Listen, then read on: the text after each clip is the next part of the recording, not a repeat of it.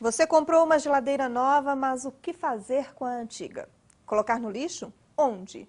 Bom, essa é uma dificuldade bem comum quando o objeto é um eletroeletrônico. Por exemplo, celulares, televisores. Para resolver essa questão de responsabilidade ambiental, a discussão é definir como deve ser feita a coleta e a destinação desse tipo de produto. Para saber como anda essa discussão, eu converso com o secretário de Recursos Hídricos e Ambiente Urbano do Ministério do Meio Ambiente, Silvano Silvério da Costa. Tá aí uma pergunta difícil para você responder, né? Exatamente. O que fazer com o meu eletroeletrônico se eu não tenho para quem doá-lo, se eu quero me desfazer dele de alguma forma? O que acontece? Hoje em dia as pessoas estão consumindo muito, porque melhoraram de renda, migraram de classes menores para classes médias e acabou aumentando o consumo. Essa é uma realidade brasileira, mas também de todo mundo.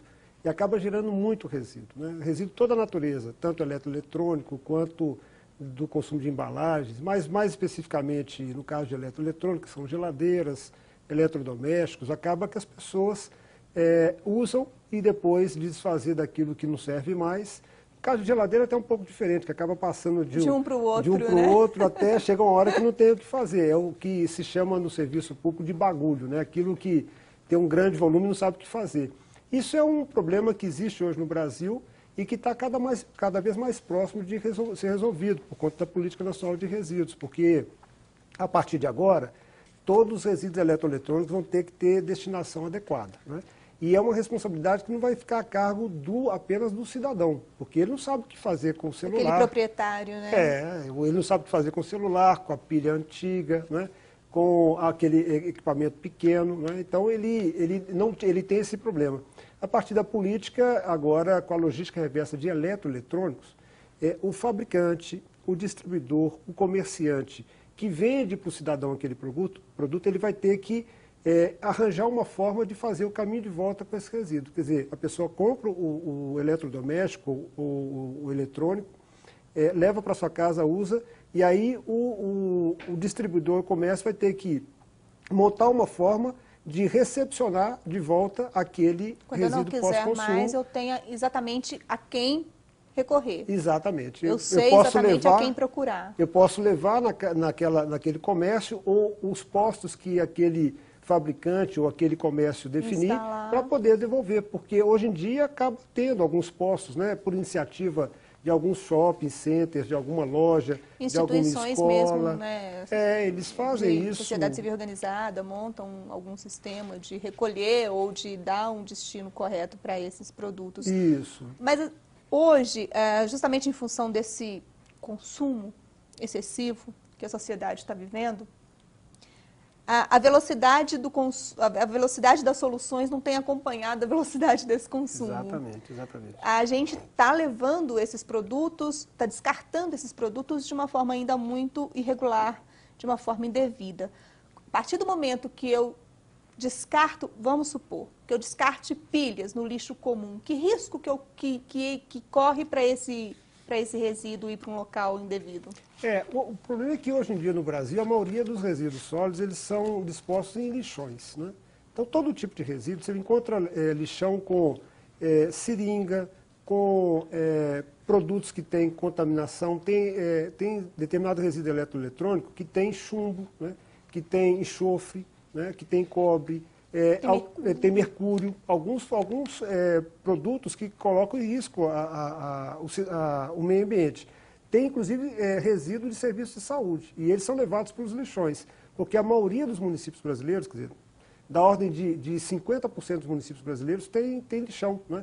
Então, esse resíduo, na verdade, acaba sendo coletado no caminhão da coleta convencional, é levado para o lixão, acaba contaminando o lençol freático, e coloca em risco a água que a gente pode eventualmente consumir, né?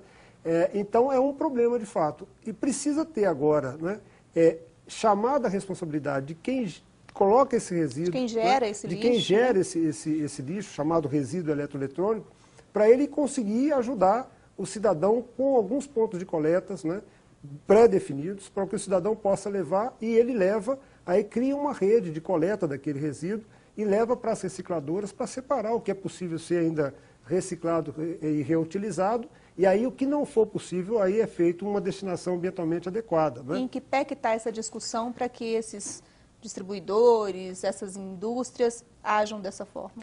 Felizmente a lei foi aprovada, o presidente sancionou dia 2 de agosto, nós já estamos trabalhando na regulamentação, na proposta de regulamentação, vamos terminar no momento, dentro do prazo que o presidente definiu, que é o dia 2 até o dia 2 de novembro, dia 2 de novembro é finados, mas aí antes do dia 2, dia 3 de novembro, para ser regulamentado, e aí no momento que tiver a regulamentação, vão ter os acordos setoriais, que vão juntar o fabricante, o importador, o comerciante, o distribuidor, a representação do cidadão nos órgãos de defesa do consumidor e definir uma regra de como fazer com esses resíduos eletroeletrônicos, né, para que, definida a regra, feito o acordo setorial, o governo vai regulamentar, vai virar um decreto, e daí é regra, e todo mundo tem que cumprir. Então, o país vai ter... A fiscalização seria por parte de quem? Dos órgãos ambientais dos estados ou dos órgãos ambientais dos municípios, quando for descentralizado para o município. O próprio IBAMA pode ajudar na fiscalização, Ministério Público, enfim, todos os órgãos de controle que o país tem hoje em dia para fiscalizar. Porque, como é lei, né, agora todo mundo tem que encontrar a forma de fazer. E o acordo setorial vai definir a forma. No momento que definir a forma de fazer, aí vai ter um trabalho dos próprios fabricantes, dos distribuidores, para divulgar para a sociedade, para a dona de casa, para o cidadão, de aonde ele pode levar esse eletroeletrônico, ele pode recepcionar, e aí depois a indústria faz o trabalho de volta. Hoje em dia já tem algumas indústrias ou fabricantes de eletroeletrônicos que já fazem esse caminho. Na assistência técnica, o cidadão pode levar lá, desde um radinho de pilha até um equipamento, uma televisão, né? Ele pode levar, em alguns casos, de alguns equipamentos, ele leva lá na assistência técnica, a assistência técnica junta ali aqueles eletroeletrônicos, depois vem um caminhão, coleta e leva para a recicladora. E é isso que vai acontecer no Brasil a partir de agora. A situação hoje, em função dos lixões, porque a maioria dos municípios tem lixões, né? Não tem o aterro sanitário, né? A maioria são os lixões. A situação hoje, em relação a esse processo de contaminação, como é que o Ministério tem mapeado a situação hoje no país, de uma forma geral? Como é que está? Na verdade, isso fica a cargo dos órgãos ambientais estaduais. Primeiro, o titular do serviço é o município, ele que é responsável por fazer a destinação adequada dos resíduos, dos rejeitos, né? Mas aí, os órgãos ambientais que fazem esse mapeamento. O Ministério do Meio Ambiente tem incentivado a criação de consórcios intermunicipais para os municípios fazerem aterros sanitários num porte tal que juntam vários municípios e que conseguem garantir que haja a operação adequada naquele aterro sanitário.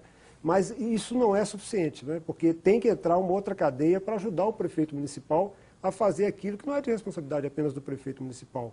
Os fabricantes, os geradores de resíduos são responsáveis também. Então, o que está se fazendo no Brasil, como você muito bem se referiu, considerando que o país tem uma quantidade muito grande de lixões, acabar com os lixões. A lei diz também que você não pode levar mais para os aterros sanitários, em 4 anos você não pode mais levar nenhum resíduo para o aterro sanitário, só pode ir para o aterro sanitário que é rejeito, e a lei fala que rejeito é tudo aquilo que não é passivo de recuperação ou reciclagem, então não vai poder mais levar nenhum resíduo, inclusive o eletroeletrônico é um resíduo, ele pode ser reaproveitado, pode ser reciclado. Daqui a 4 anos não vai poder mais, então tem que reciclar, tem que reutilizar. E aí todos têm responsabilidade identificada pela lei e incorre na lei de crimes ambientais quem não observar os princípios da lei. Silvano, muito obrigada pela sua participação na NBR Entrevista. Bom, eu conversei com Silvano Silvério da Costa, que é secretário de Recursos Hídricos e Ambiente Urbano do Ministério do Meio Ambiente, sobre a coleta e a destinação de resíduos sólidos, principalmente no caso dos eletroeletrônicos, como os computadores, as geladeiras, os celulares. Se quiser saber mais, www.mma.gov.br. E se quiser rever esta e outras entrevistas, www.youtube.com/tvnbr. Por hora é só, obrigada pela companhia e continue com a gente. NBR, a TV do Governo Federal.